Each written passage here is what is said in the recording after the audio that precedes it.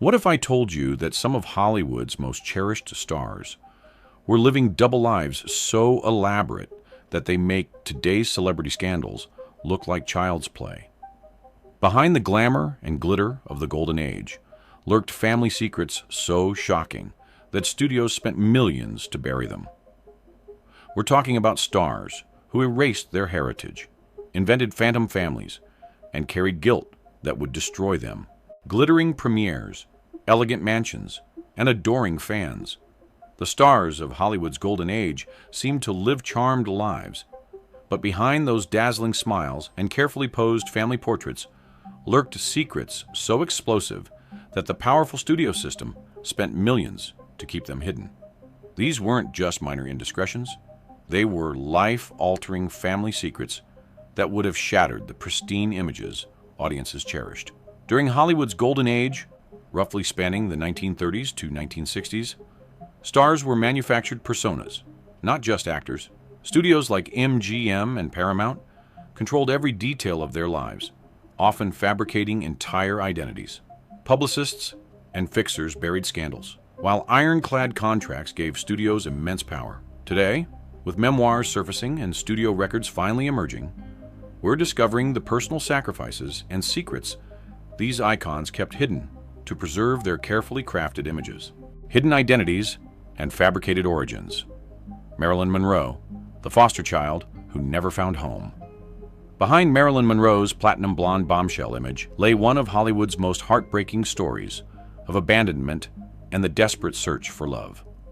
Born Norma Jean Mortensen in 1926, she never knew her father and spent most of her childhood in foster homes and orphanages after her mother Gladys was institutionalized for mental illness. The little girl, who would become the world's most famous icon, was shuttled between 11 different foster families before age 16. She endured assault by at least one foster father and developed a stutter that plagued her throughout her life when she was nervous. At 16, she married a neighbor's son, primarily to avoid returning to the orphanage. Monroe's famous breathless voice and childlike demeanor weren't just acting choices. They were psychological defense mechanisms developed in childhood to seem non-threatening and lovable to the adults who controlled her fate. The tragedy of Monroe's later life stemmed directly from her childhood trauma. Despite worldwide fame and adoration, she remained convinced that everyone would eventually abandon her, leading to a pattern of desperate relationships and 3 failed marriages.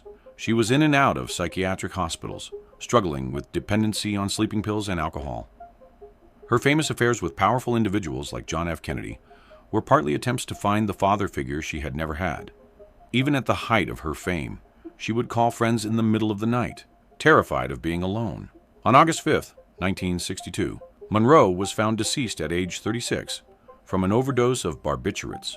The woman who had brought joy to millions had never been able to heal the wounded child within herself. Her passing marked the end of an era, but also highlighted the devastating cost of childhood trauma that no amount of fame or success could repair. Clark Gable and Loretta Young, Hollywood's most explosive secret child. In 1935, Clark Gable and Loretta Young, both at the height of their careers, began an affair while filming The Call of the Wild, which resulted in an unplanned pregnancy. Fearing scandal, Young devised an elaborate plan to cover it up. She secretly gave birth to a daughter, placed her in an orphanage, and later adopted the child, naming her Judy. For years, Young maintained this fiction, never revealing that Gable was the biological father. Gable never acknowledged Judy, though they met once when she was 15. Young denied the truth when Judy questioned her resemblance to Gable. The secret remained intact for decades, with Hollywood insiders speculating, but the press never confirming it.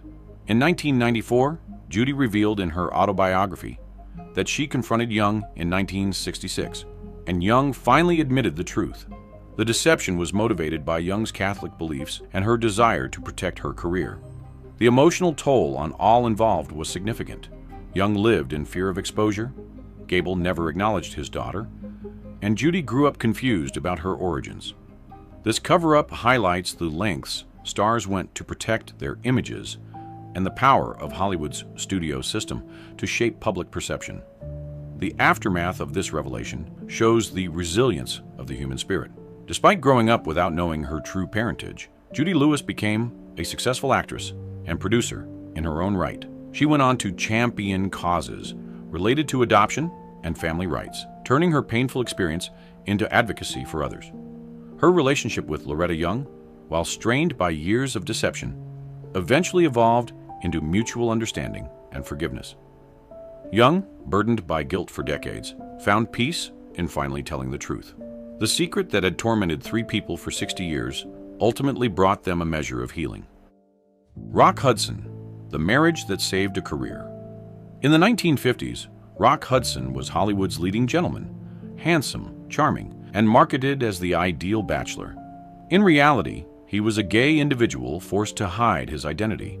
When rumors threatened to expose him in 1955, his agent arranged a sham marriage to Secretary Phyllis Gates to preserve his image.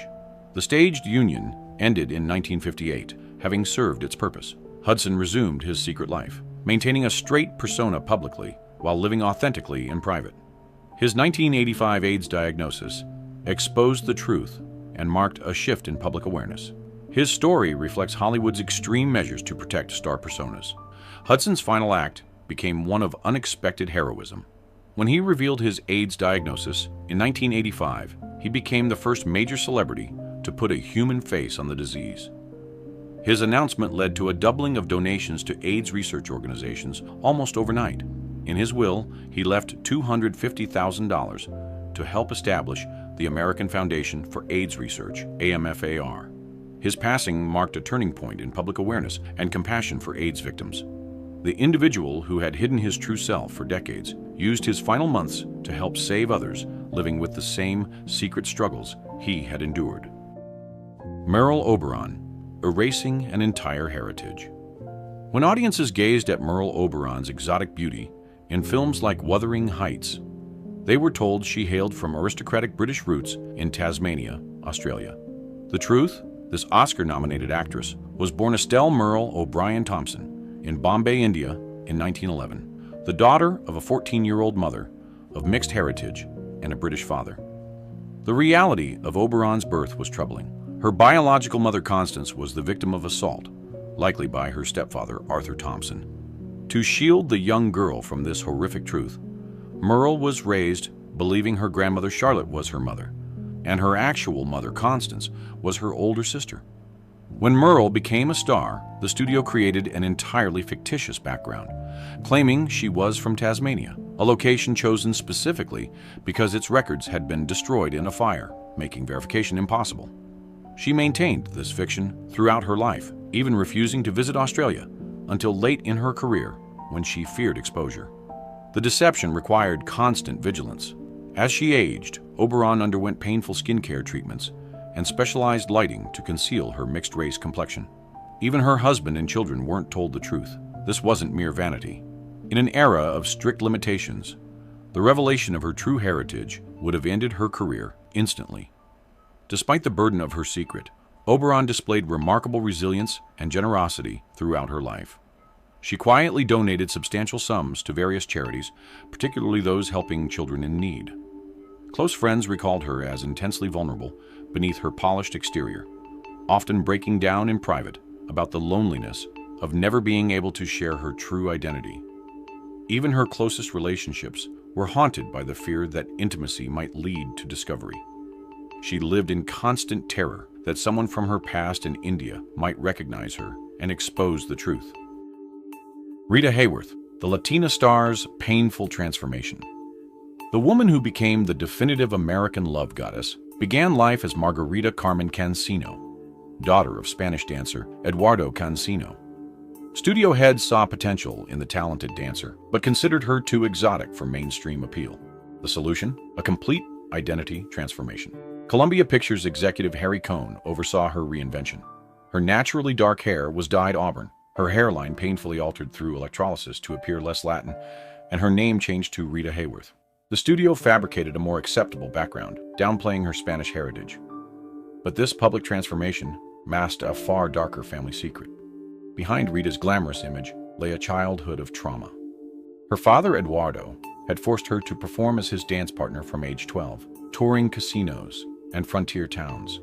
During these tours, Rita endured assault at the hands of her own father, a devastating secret she revealed to her second husband, Orson Welles. While audiences were enchanted by the sensual confidence Hayworth displayed in films like Gilda, she privately struggled with crippling insecurity and a pattern of destructive relationships. "They go to bed with Gilda and wake up with me," she once lamented. Despite becoming one of Hollywood's most iconic stars, Hayworth struggled to escape the trauma of her hidden childhood and the erasure of her cultural identity. The cruel irony of Hayworth's later life added another layer of tragedy to her story. In her 40s, she began showing symptoms of what was initially dismissed as alcoholism and erratic behavior. In reality, she was developing early-onset Alzheimer's disease, which would steal her memories, including the painful ones she had carried for so long.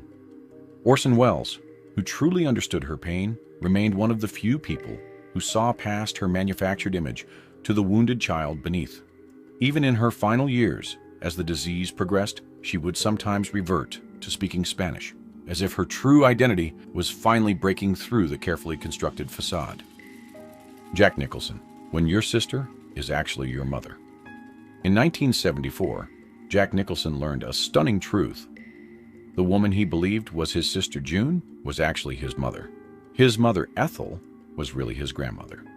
To hide June's unwed pregnancy in 1937, the family fabricated their roles so convincingly that Jack only discovered the truth at age 37 through a Time magazine reporter.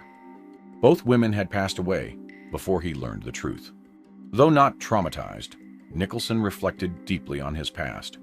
His story highlights the intense stigma around unwed motherhood in mid-century America, where families often restructured reality to protect reputation, an experience shared by many during that time.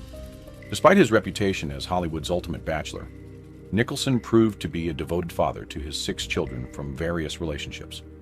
Friends describe him as surprisingly tender and involved with his kids, perhaps compensating for the family dysfunction he experienced. In his later years, as his health declined, these same children rallied around him with remarkable devotion. His daughter, Lorraine, became particularly protective, managing his care as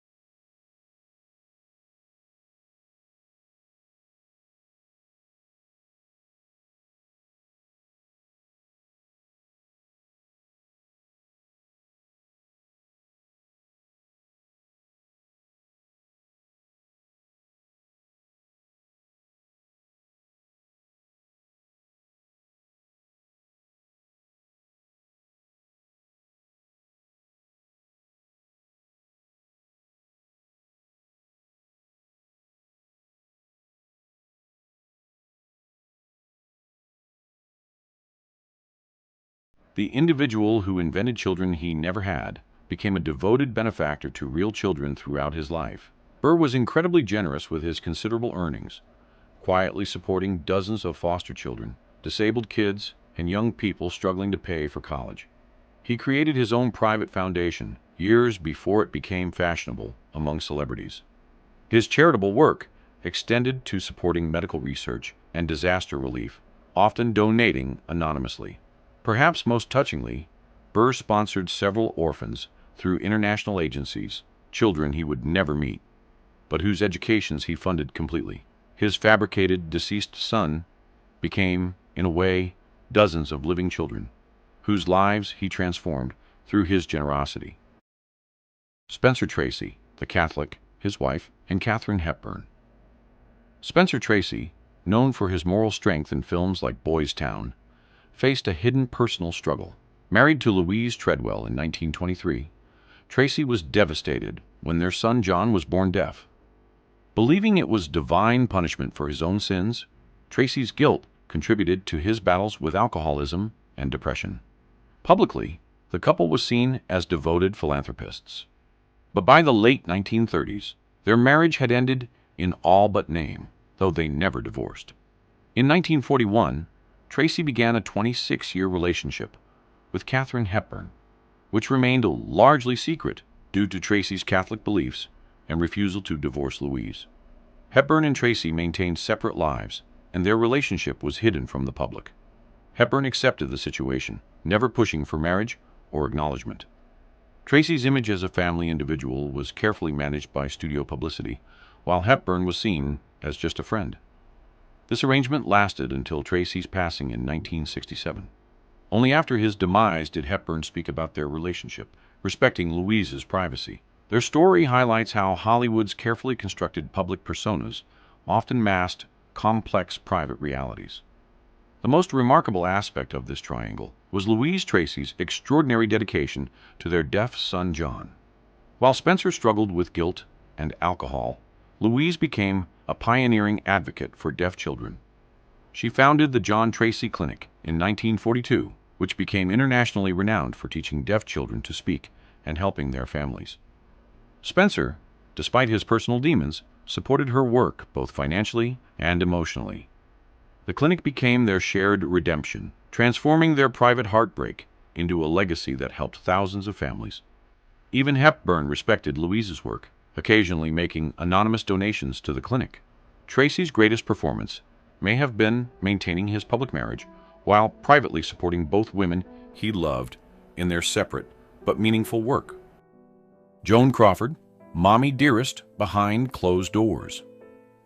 Joan Crawford meticulously crafted her public image as a glamorous Hollywood star and devoted mother to her 4 adopted children. Fan magazines showcased her disciplined family life, presenting her as a model of maternal care.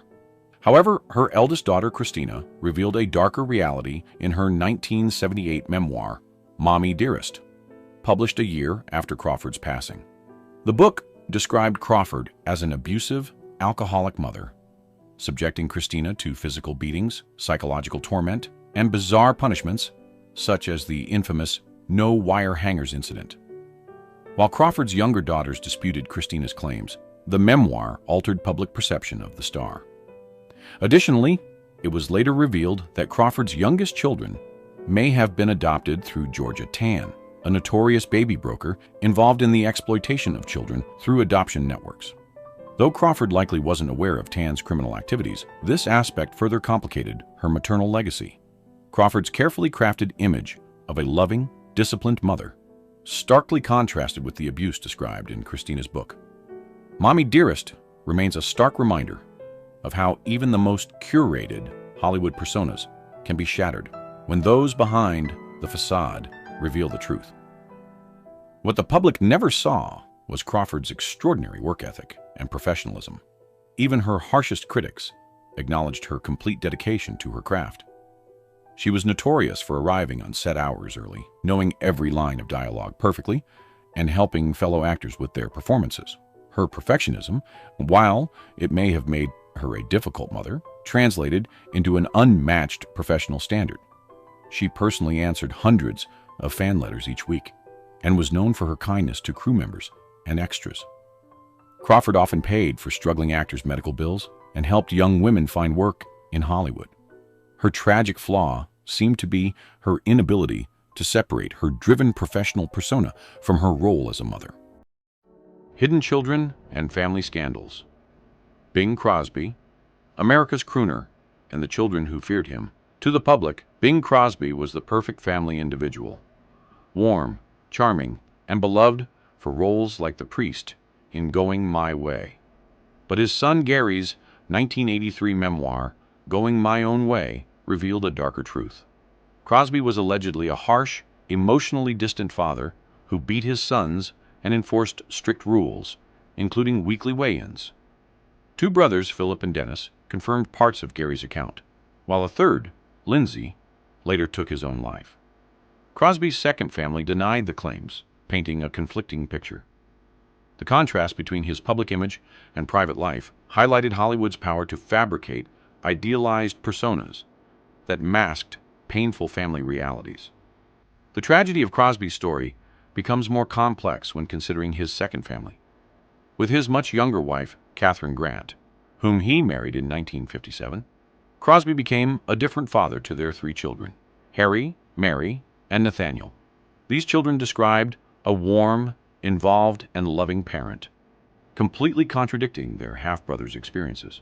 Crosby seemed to learn from his earlier failures, becoming actively involved in his younger children's lives, attending school events, and showing the affection he had withheld from his first family.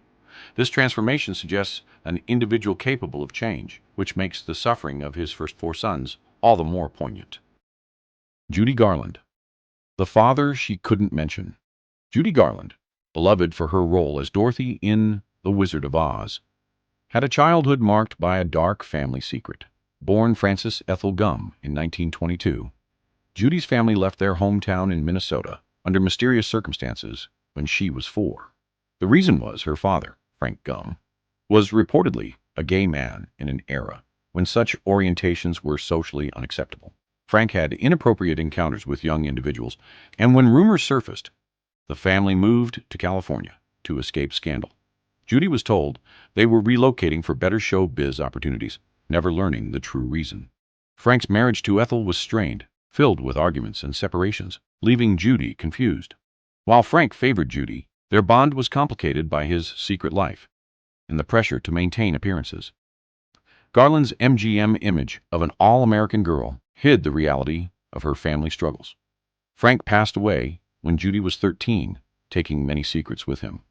The full story of his double life remained hidden until after Judy's passing.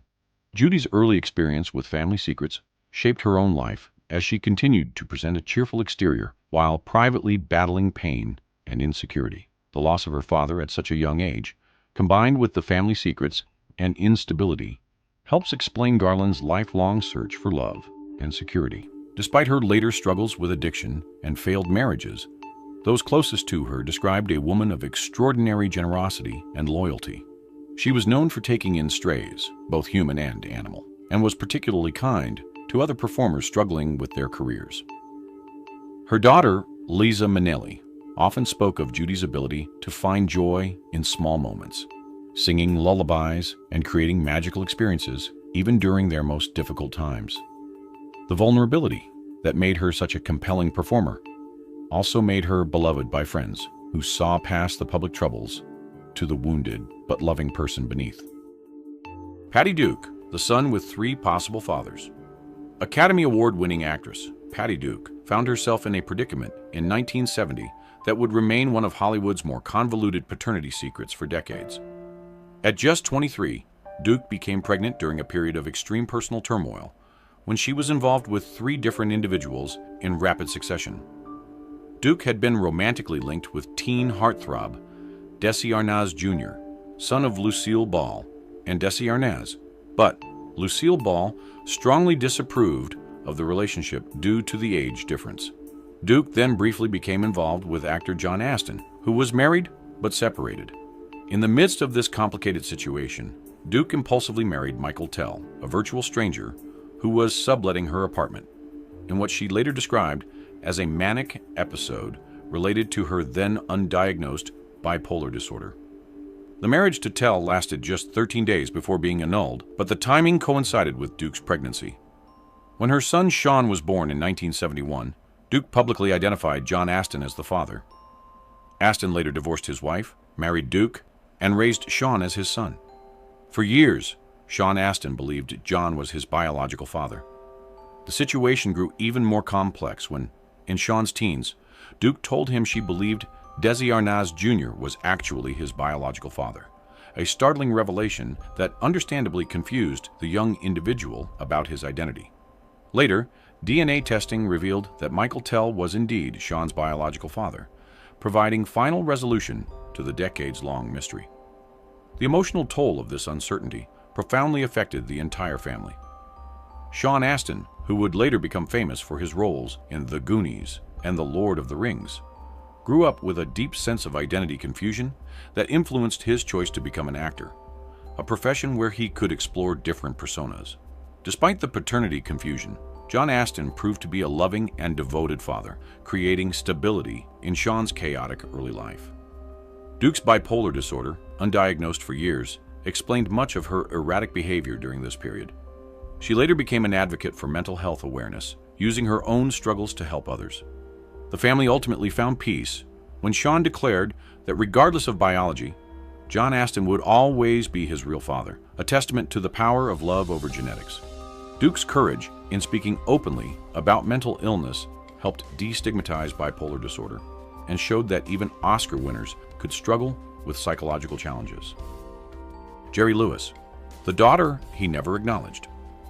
For years, Jerry Lewis was the face of the Muscular Dystrophy Association, raising millions for Jerry's kids. However, Susan Minaret claimed to be Lewis's daughter from a brief affair in the 1950s. According to Minaret, her mother, Lynn Dixon, had a 3-year affair with Lewis, resulting in her birth in 1952. Despite attempts to contact him, Lewis refused to meet or take a paternity test during his lifetime. DNA testing in 2009 showed an 88.7% likelihood that Lewis was Minaret's biological father. Additionally, Lewis's will excluded his 6 sons from his first marriage, reflecting a troubling contrast between his public and private life. The painful irony of Lewis's situation extended beyond his relationship with Susan. While he spent decades raising money for Jerry's kids, children with muscular dystrophy, his alleged biological daughter lived in poverty and suffered from Crohn's disease. Minaret struggled financially while Lewis amassed considerable wealth, creating a stark contrast between his public compassion for sick children and his private rejection of his own possibly sick child. Yet Lewis's charitable work was genuine. He did transform the lives of countless families affected by muscular dystrophy. His telethons raised over $2 billion for research and support. The contradiction between his public generosity and private coldness toward his own family remains one of Hollywood's most troubling paradoxes. Gene Tierney, tragedy from a fan's thoughtless act. Gene Tierney, famous for roles in Laura and Heaven Can Wait, concealed a tragic family secret. In 1943, while pregnant, Tierney contracted rubella after a fan who broke quarantine to meet her unknowingly infected her. As a result, her daughter Daria was born with severe disabilities, including deafness, partial blindness, and developmental delays. Fearing public backlash, Tierney and her husband, Oleg Cassini, privately placed Daria in an institution, a decision kept hidden from the public. Tierney's mental health deteriorated as she struggled with guilt, leading to hospitalizations and electroshock therapy. Years later, Tierney learned that the same fan who caused the infection had mentioned their meeting, though she said nothing. Tierney's grief and guilt remained throughout her life, and it wasn't until her 1979 autobiography that she revealed the painful story behind her seemingly glamorous public persona. This personal tragedy also inspired Agatha Christie's novel, The Mirror Cracked from Side to Side, though few connected it to Tierney's life. The full extent of Tierney's mental health struggle reveals a woman of remarkable courage. She endured 27 electroshock treatments that destroyed significant portions of her memory, including happy moments with her other daughter, Christina. The treatments left her feeling brutalized and confused, but she never stopped fighting to recover. Despite losing years of her life to treatment and depression, Tierney eventually found peace and even married again. Her later writings showed a woman who had faced her deepest demons and emerged with hard-won wisdom about forgiveness, both for the thoughtless fan and, most difficultly, for herself. Clara Bow, America's first it girl, and her horrific origins. Clara Bow, the 1920s it girl, and first American icon, rose from poverty to stardom, but her real life was marked by trauma. Born in Brooklyn in 1905, she endured abuse and instability. Her mother, Sarah, once attempted to harm her during a psychotic episode, and Clara later revealed she was assaulted by her father, Robert. Studios hid her past, crafting a false image of a carefree flapper. Behind the scenes, she battled anxiety, insomnia, and likely PTSD. Her mental health declined, leading to an early retirement at 28. Only decades later did biographers uncover the tragic truth behind her dazzling Hollywood persona. Despite her troubled start, Bo displayed remarkable kindness toward her fans throughout her career. She personally answered hundreds of fan letters and often sent small gifts to young women who wrote about their struggles. During her retirement in Nevada, she became known for her generosity to local families in need, quietly paying medical bills and school fees for children whose parents couldn't afford them. Her compassion for others seemed to grow from her own painful experiences. Even in her final years, struggling with her own mental health, she continued to send anonymous donations to children's charities, signing them simply, "From a friend who understands." Bobby Darin, the grandmother he called mother.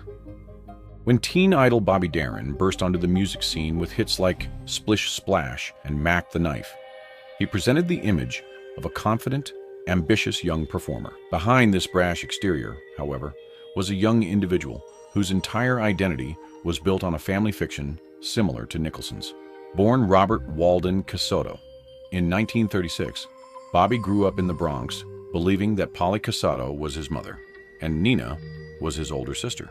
The truth was that his sister Nina was actually his biological mother, who had become pregnant at 17 out of wedlock. To avoid scandal, Polly, who was actually his grandmother, claimed Bobby as her own child. Bobby learned his family secret from Nina herself in 1968. By then, he was in his 30s, married to actress Sandra Dee, and had established himself as a versatile performer. The revelation devastated him, particularly because he had idolized Polly, the woman he knew as his mother. Friends reported that Darin was never quite the same after learning the truth.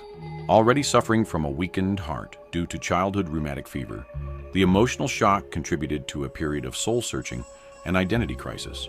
He abandoned his carefully cultivated image, grew a mustache, moved to Big Sur, and began focusing on folk music and political causes. The tragedy of Darin's story deepened with the knowledge that he was racing against time.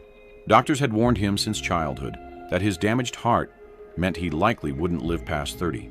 This prognosis drove his relentless ambition and his desperate need to achieve everything quickly. When he passed away in 1973, at just 37 during routine heart surgery, he had lived 7 years longer than predicted, but the family revelation had robbed him of precious time to process his identity.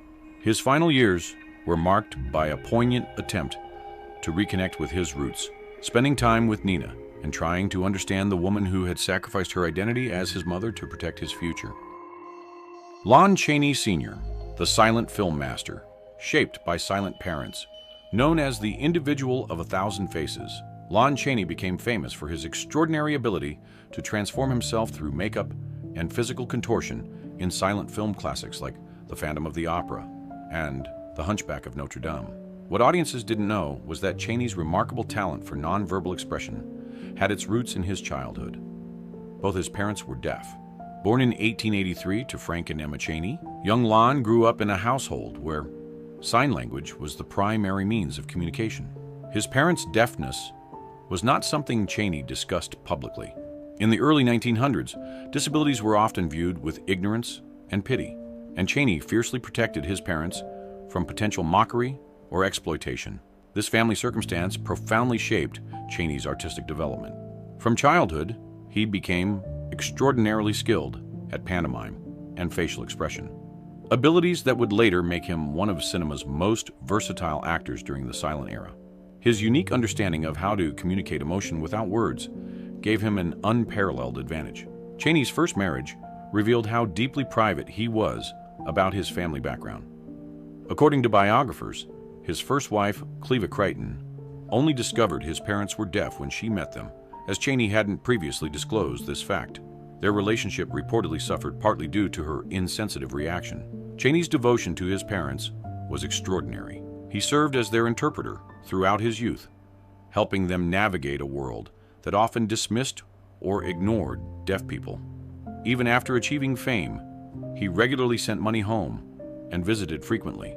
His parents' dignity and strength in the face of social prejudice profoundly influenced his later portrayals of misunderstood outcasts and monsters. Chaney once said his greatest fear was not the elaborate makeup and painful transformations he endured for his roles, but the thought that his success might somehow embarrass his parents. When his father passed away in 1917, Chaney was filming The Hellhound of Alaska, and his grief was so intense that he could barely complete the picture.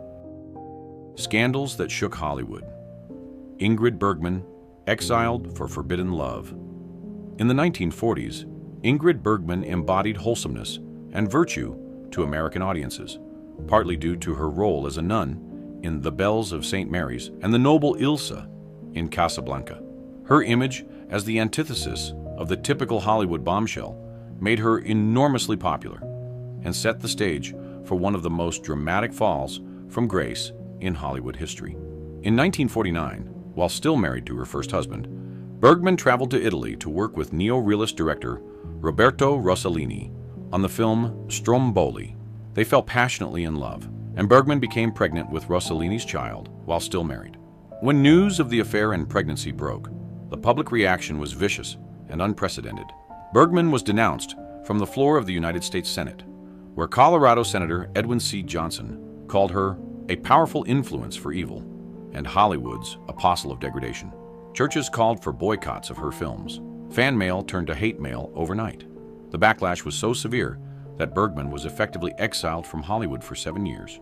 She remained in Europe, married Rossellini after obtaining a divorce, and had 3 children with him, including daughter Isabella Rossellini, who later became a famous actress herself. The punishment far exceeded the crime by modern standards, but it reflected the moral expectations placed on female stars in that era, especially those like Bergman, who had been marketed as symbols of virtue. What makes Bergman's case particularly notable is that male stars routinely engaged in similar behavior without facing such consequences. Bergman's eventual return to Hollywood in 1956 with Anastasia, for which she won her second Oscar, represented a form of public forgiveness. When she appeared at the Academy Awards in 1959, she received an ovation that suggested the industry, at least, had moved past the scandal. Bergman's exile, while professionally devastating, became a period of unexpected personal growth and artistic freedom. In Italy, she created some of her most acclaimed work with Rossellini and other European directors, exploring complex characters that Hollywood would never have offered her. Her children with Rossellini, particularly Isabella, remember a mother who was liberated from the constraints of American morality and able to express herself more authentically. The woman who was condemned for following her heart ultimately found greater artistic fulfillment and personal happiness than she had ever known in Hollywood.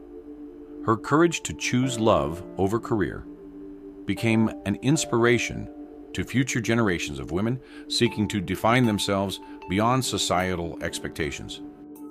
Charlie Chaplin, the comedy genius and his underage brides. Charlie Chaplin created the beloved little tramp character that made audiences worldwide laugh and cry. Off-screen, however, the comedy genius harbored disturbing secrets regarding his relationships with very young women, patterns that the studios worked diligently to downplay. In 1924, the 35-year-old Chaplin became involved with 16-year-old actress Lita Gray, who was cast in his film The Gold Rush. When Gray became pregnant, Chaplin faced potential criminal charges under California's laws. To avoid prosecution, he hastily arranged a private marriage in Mexico. This wasn't merely a case of an older individual pursuing a younger woman, as was unfortunately common in Hollywood. According to Gray's later divorce filings, Chaplin had initially pressured her to undergo an illegal abortion. When she refused, the marriage was arranged primarily to avoid legal consequences, not out of love or commitment. The marriage quickly deteriorated. Gray gave birth to 2 sons in quick succession, while Chaplin allegedly engaged in multiple affairs and subjected her to emotional abuse. When Gray filed for divorce in 1927, her 50-page complaint detailed Chaplin's controlling and demanding behavior. Throughout these scandals, studio publicity attempted to minimize the age differences and present Chaplin's marriages as romantic rather than potentially exploitative. The full extent of his behavior toward young women was downplayed in official biographies for decades. Despite his personal failings, Chaplin's artistic genius created some of cinema's most powerful social commentary. His later films like The Great Dictator and Modern Times showed an individual deeply concerned with social justice and human dignity. Ironically, the individual who exploited vulnerable young women in his private life created art that championed the oppressed and powerless. His sons, from his troubled early relationships, eventually reconciled with him in later years, suggesting that, like many complex figures, Chaplin was capable of both causing great harm and creating great beauty. Gloria Graham, the femme fatale who married her stepson. Gloria Graham captivated audiences as the sultry femme fatale in film noir classics like The Big Heat and won an Oscar for The Bad and the Beautiful. Her off-screen life contained a scandal so shocking that it could have been pulled from one of her movies.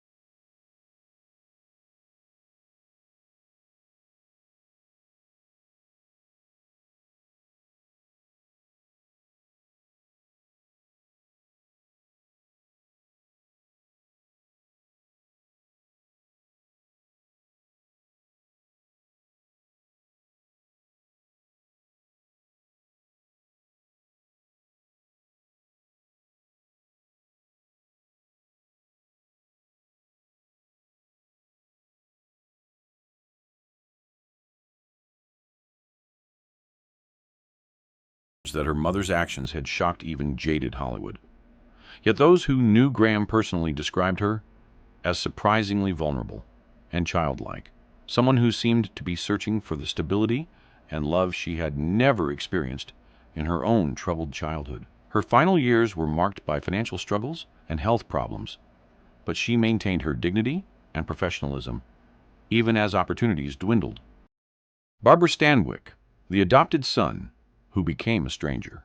Barbara Stanwyck projected strength and resilience in her film roles, qualities she needed in her personal life as well, particularly regarding her relationship with her only child, a story that remained largely private during her lifetime.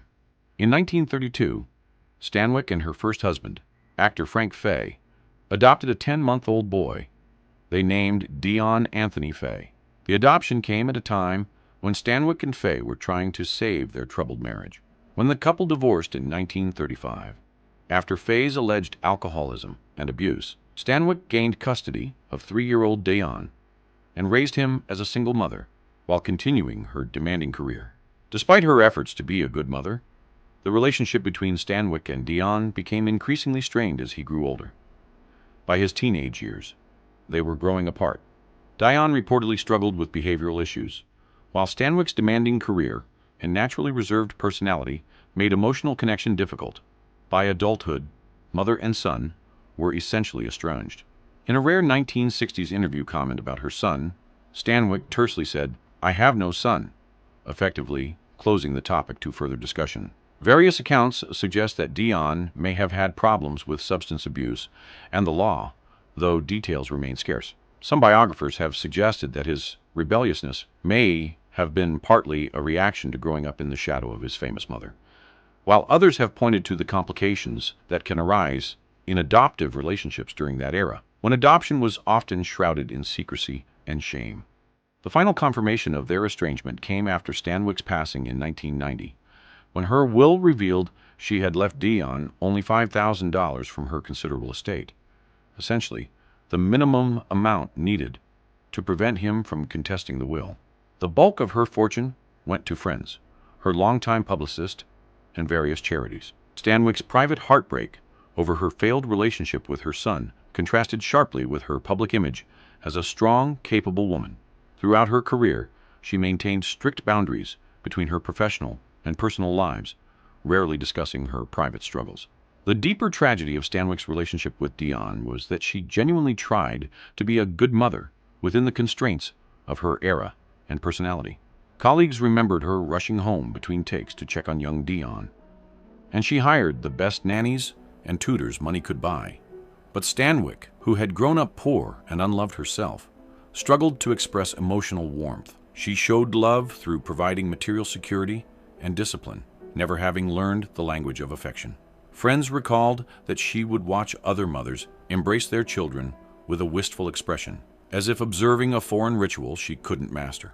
Her final years were marked by deep regret over the failed relationship, though she was too proud to admit it publicly. Gary Cooper and Patricia Neal, a secret pregnancy and its aftermath.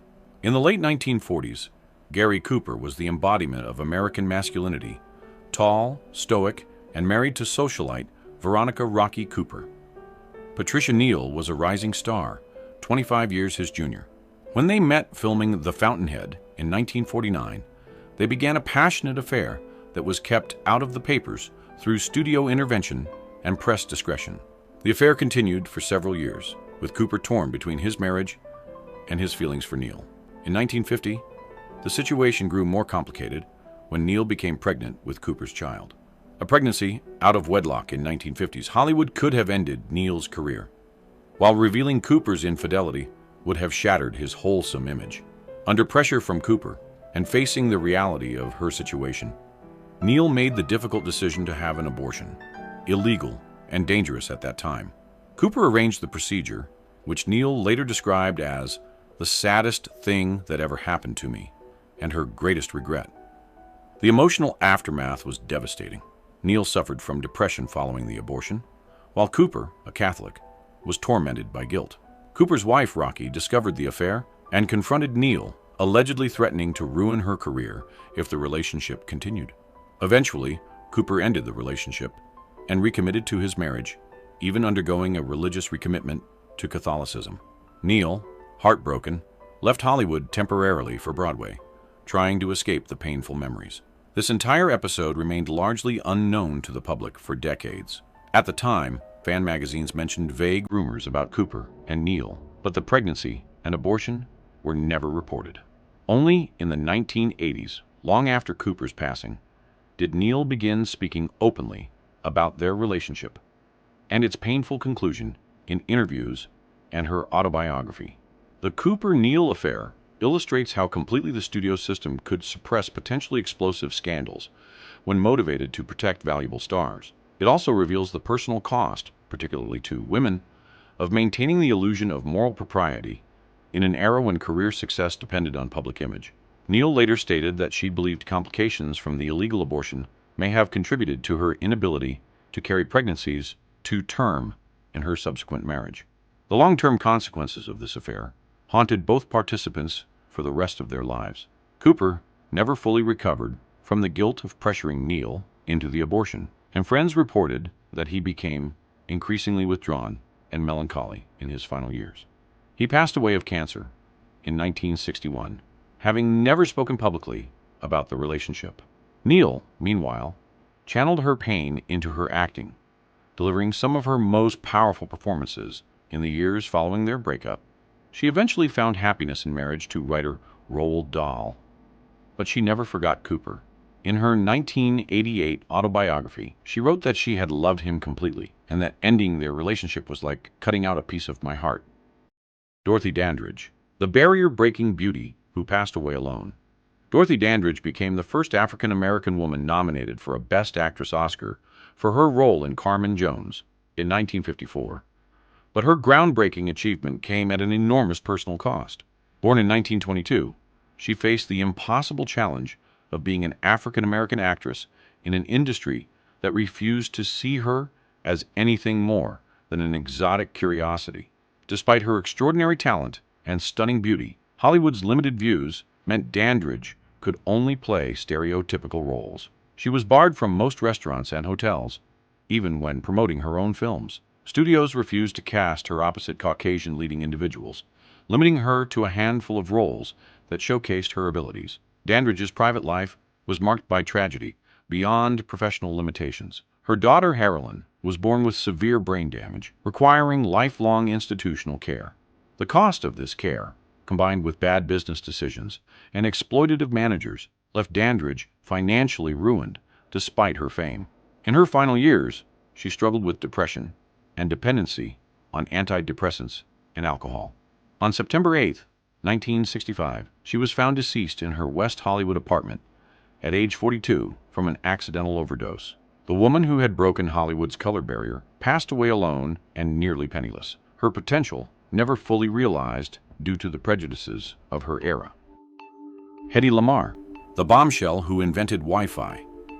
To the world, Hedy Lamarr was simply one of Hollywood's most beautiful women, a glamorous Austrian actress who starred in films like Samson and Delilah.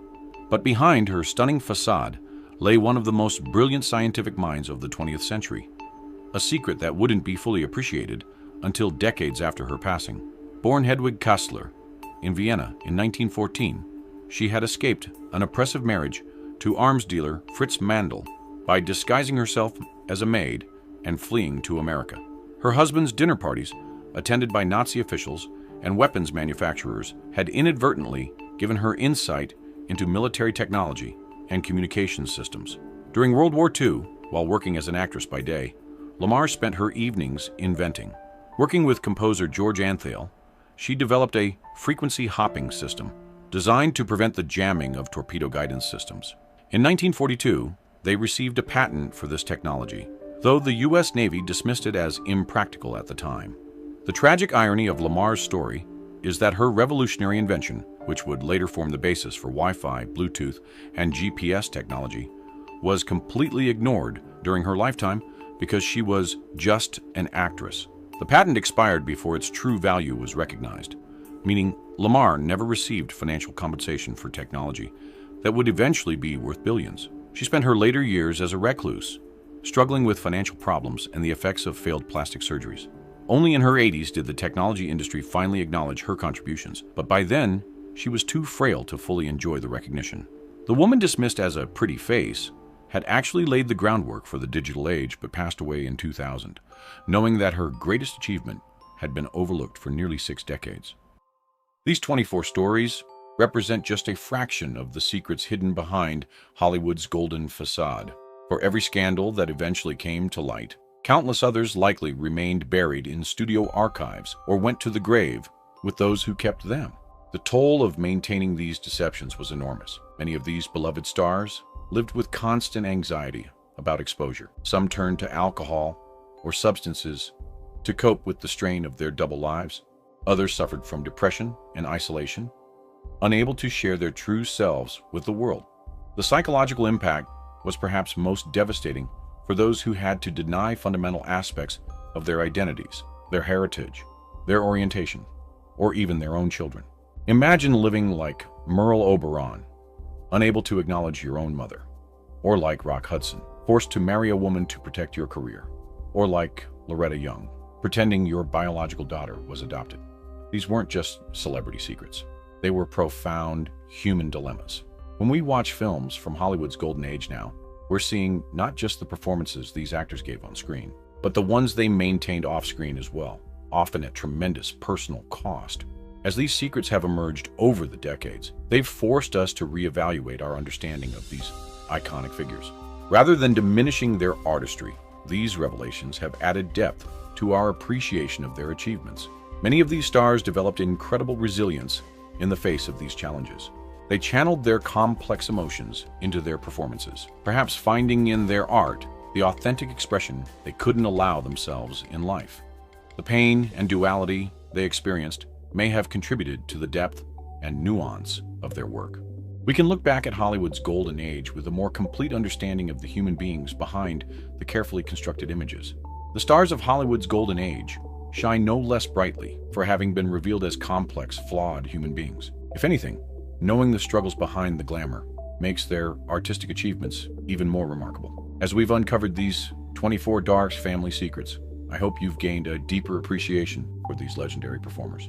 Their films continue to captivate us, not despite their personal struggles, but perhaps partly because of how those experiences informed their art. If you've enjoyed this journey through Hollywood's hidden history, please hit that like button and subscribe for more explorations of classic cinema's untold stories. Leave a comment sharing which of these revelations prized you the most, or which golden age star you'd like to learn more about in future videos. These stories remind us that even our most beloved icons were beautifully, tragically human. Until next time, this is Golden Age Files, celebrating the full, complicated humanity of the stars who built Hollywood's golden dreams. Thank you for watching.